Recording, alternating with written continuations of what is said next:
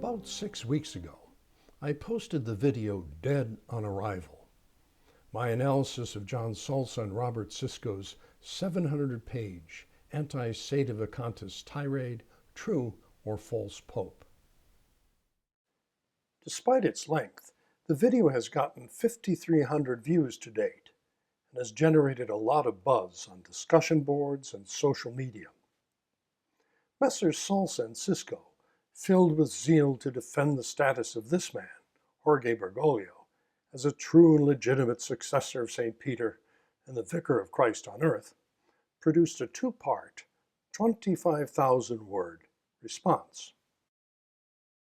This, mind you, just as the Remnant put out a book called We Accuse Pope Francis, and after a group of mainline conservative Novus Ordo theologians put out a study censuring various propositions in Bergoglio's Amoris Laetitia as heretical, dangerous, contrary to Scripture, and scandalous. Messrs. Salsa and Sisko's time would have perhaps been better spent arranging a dignified burial for their argument, perhaps along the line of this video's title photos, with the fraternal help of some old friends. Be that as it may, we can't resist offering a short but frank eulogy of our own as part of the send-off.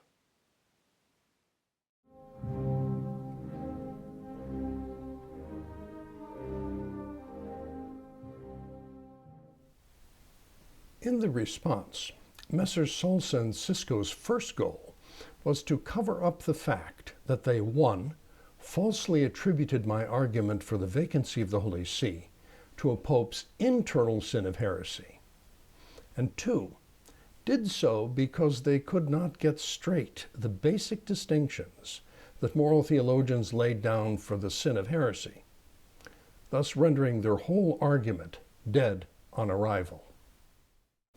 Their defense was to claim that, while they had indeed used the term internal heresy, and this over 70 times throughout the course of their book, they really, truly meant to use the correct term, occult heresy, which we would know by diligently comparing Chapter 3 of True or False Pope with Chapter 5 of True or False Pope.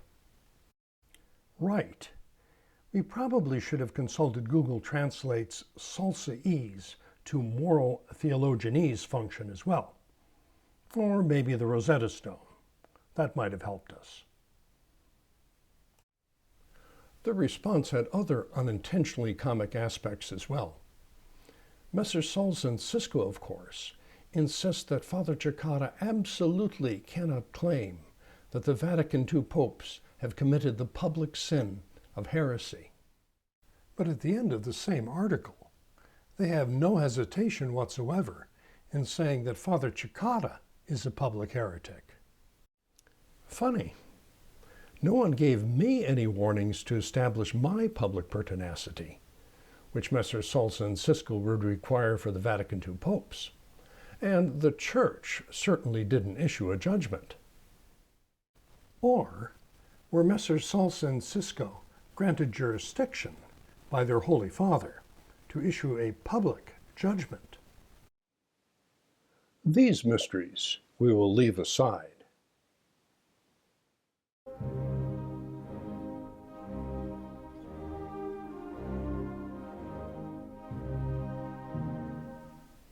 In the second part of the response, Messrs. Salsa and Sisko attempt to refute the sedevacantist argument that, due to public heresy, the Vatican II popes could not have been true popes in the first place. The sedevacantist argument here is based on canonists such as Wernz Vidal, Coronata, Badius, Kochi, and Sipos, who teach that as a matter of divine law, certain classes of people cannot be validly elected pope. These include the unbaptized, women, those under the age of reason, the habitually insane, and public schismatics and heretics. We've quoted these canonists in previous articles and videos, so we need not do so here again. In their latest article, Messrs. Salsa and Sisko do not even attempt to address the specific principles these canonists lay down. Rather, they try a more general end run around them by saying, well, the universal peaceful or pacific recognition by the whole Church of someone as Pope shows he meets all the requirements. Universal pacific recognition, they claim, establishes the papacy of a Vatican II Pope as a dogmatic fact, and it is therefore infallibly certain that the person chosen is the Pope. Sede vacantis are therefore schismatics, Father Cekada is guilty of mortal sin, etc., etc., etc. We've seen this argument and answered it before, as a check of my Salsa Cisco file from the previous film reveals. All right, there it is. They're recycling, which shows that they're at least obeying their Holy Father on something.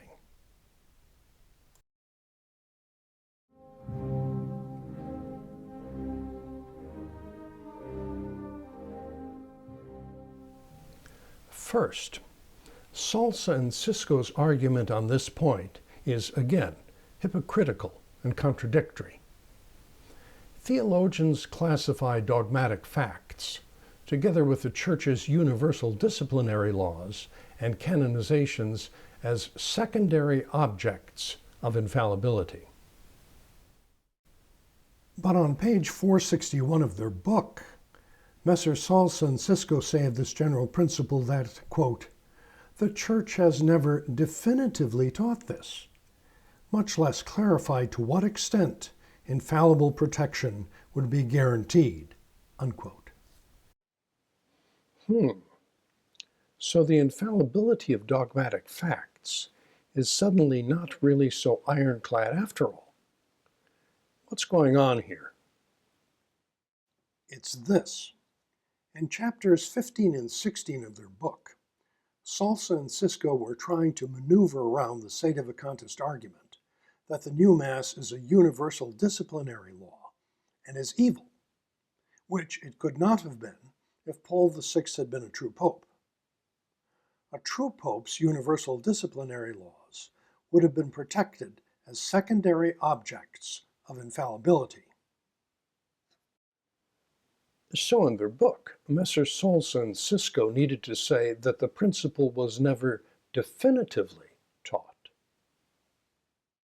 They also needed to do so because in chapter 17, they sought to dismiss as invalid certain post-Vatican II canonizations that SSPX rejects, those of the founder of Opus Dei, Escriva, and of John the 23rd and John Paul II. For Salsa and Cisco, then, secondary objects of infallibility are infallible for dogmatic facts, or are not infallible for universal disciplinary laws and canonizations, depending on which position works against Sede vacantists and in favor of the SSPX party line.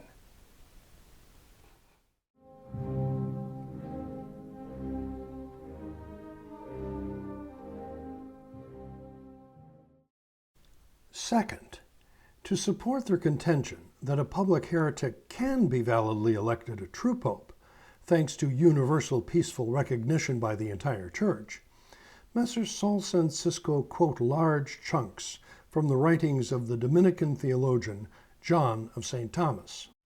But appealing to John of St. Thomas on universal peaceful recognition to validate the election of a heretic as pope is the one thing that Messrs. Salsa and Cisco cannot do. This is because a papal law in force at the time he was writing, Cum ex apostolatus officio of Paul IV, rendered such an election invalid, even with the unanimous consent of the cardinals and the obedience accorded the heretic pope by all. While traditionalists may dispute whether or not Cum ex apostolatus still applies now, there is no question that it was in force when John of St. Thomas was writing. So for the purpose of legitimizing a heretical pope, his comments on universal recognition must be treated as moot. So much for John of St. Thomas.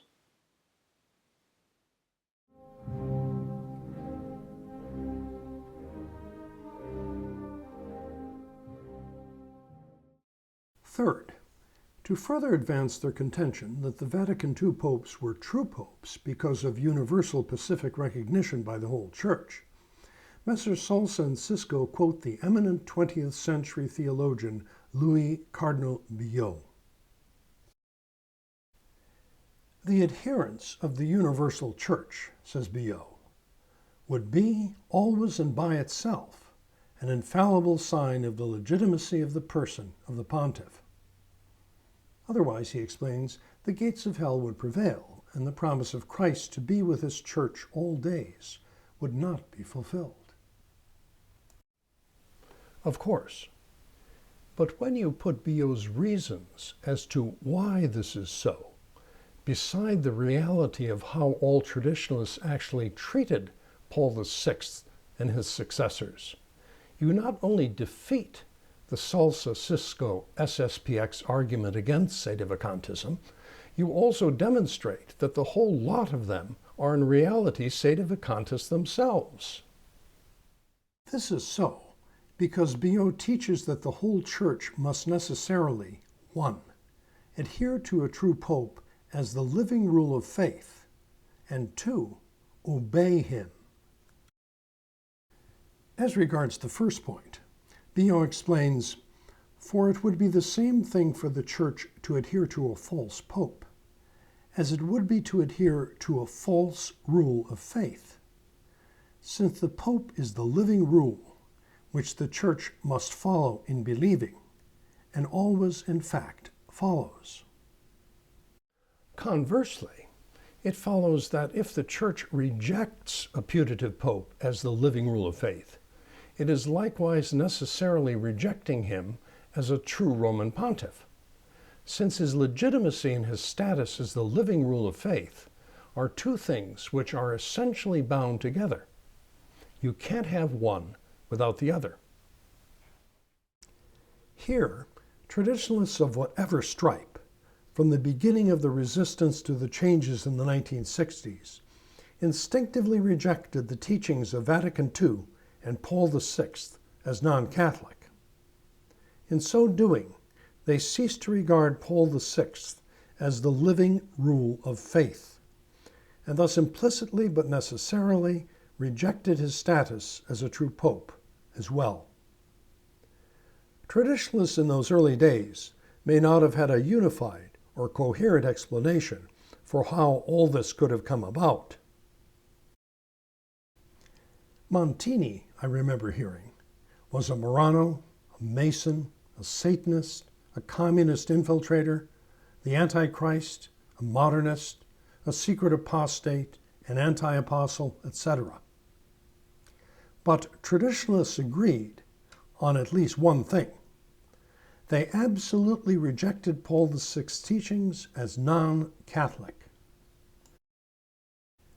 For them, Montini was in no way what Billot called the living rule which the Church must follow in believing, and always in fact follows.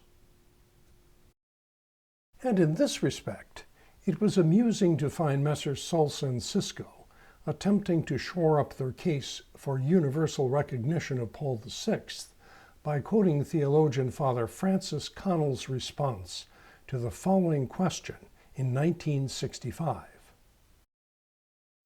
What certainty have we that the reigning pontiff is actually the primate of the universal Church? That is, that he became a member of the Church through valid baptism, and that he was validly elected pope? My reaction is, well, isn't it obvious from the mere fact that this question was asked in 1965, during the early days of Montini's putative reign, that some Catholics were challenging the validity of his election? Someone was worried enough to ask a question about it, and a prominent theologian thought it was important enough to answer in a theological journal. In any event, As the pernicious nature of the Vatican II changes became more widely recognized over the years, more and more Catholics came to reject Paul VI and his successors as the living rule of faith. When and how did the Society of St. Pius X and its founder, Archbishop Lefebvre, for instance, adhere to the teachings of the Vatican II popes as the living rule of faith to follow in believing?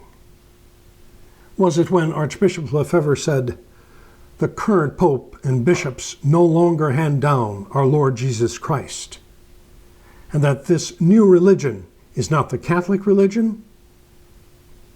Or was it when he said, "To whatever extent pope, bishops, priests, or faithful adhere to this new church, they separate themselves from the Catholic Church"? Or was it when he said, "For the moment they are in rupture with their predecessors. This is impossible. They are no longer in the Catholic Church"? Or when he said, "The conciliar church, having now reached everywhere, is spreading errors contrary to the Catholic faith. This false church is in an ever deeper state of rupture with the Catholic Church"? Or was it when his organization repudiated and mocked the catechism that John Paul II promulgated and had declared a statement of the Church's faith in Catholic doctrine and a sure norm for teaching the faith, by openly referring to it as the Catechism? Or when Archbishop Lefebvre declared, "Rome has lost the faith, my dear friends. Rome is in apostasy." These are not words in the air. It is truth. Rome is in apostasy. They have left the church. This is sure, sure, sure. Are these the words of a man and an organization that recognize the legitimacy of Paul VI and his successors as the living rule which the church must follow in believing, and always in fact follows? And isn't this refusal the same arrangement Bishop Fillet seeks to perpetuate even now with Francis? To obtain his approval for SSPX as a personal prelature, while reserving the right to ignore and even to publicly criticize his doctrinal pronouncements? This brings us to the second sign of adherence that confirms a pope's legitimacy: obedience. On this point, Cardinal Billot treats the case of Pope Alexander VI, whom the Dominican friar Savonarola accused of heresy. Billot says the proof Alexander VI was not a false pope, but a legitimate one, is found in the fact that, quote, "all Christianity adhered to Alexander and obeyed him as a true pontiff." Which traditionalists in the R&R, Remnant, Catholic Family News, Salsa Cisco orbit ever truly did that? And especially, when did Archbishop Lefebvre and his society ever do that? When he repeatedly refused orders from Paul VI to close down his seminary and to cease ordinations? When he conferred episcopal consecrations in the face of threats from John Paul II? When he conducted a parallel apostolate throughout the world, as though the post-Vatican II popes did not exist? Archbishop Lefebvre's whole history, and that of his organization, is one of refusing to obey the post-conciliar popes as true pontiffs. "Satan's masterstroke," he famously said, "was to sow disobedience through obedience." In contrast, what weight or value should we assign to the recognition accorded the Vatican II popes by the vast majority of those who still called themselves Catholics, but in fact adhered to a new religion? To recognition, for instance, from the heretical modernist theologians who crafted the poisonous conciliar texts in order to subvert Catholic doctrine? Or from the modernist prelates who elected Roncalli and Montini, and at every turn approved, advanced, and implemented the revolutionary program of Vatican II? All these adhered to their fellow modernists, John the 23rd, Paul the 6th, and their successors, as the living rule of faith, which the Church must follow in believing, and obeyed them as true Roman pontiffs.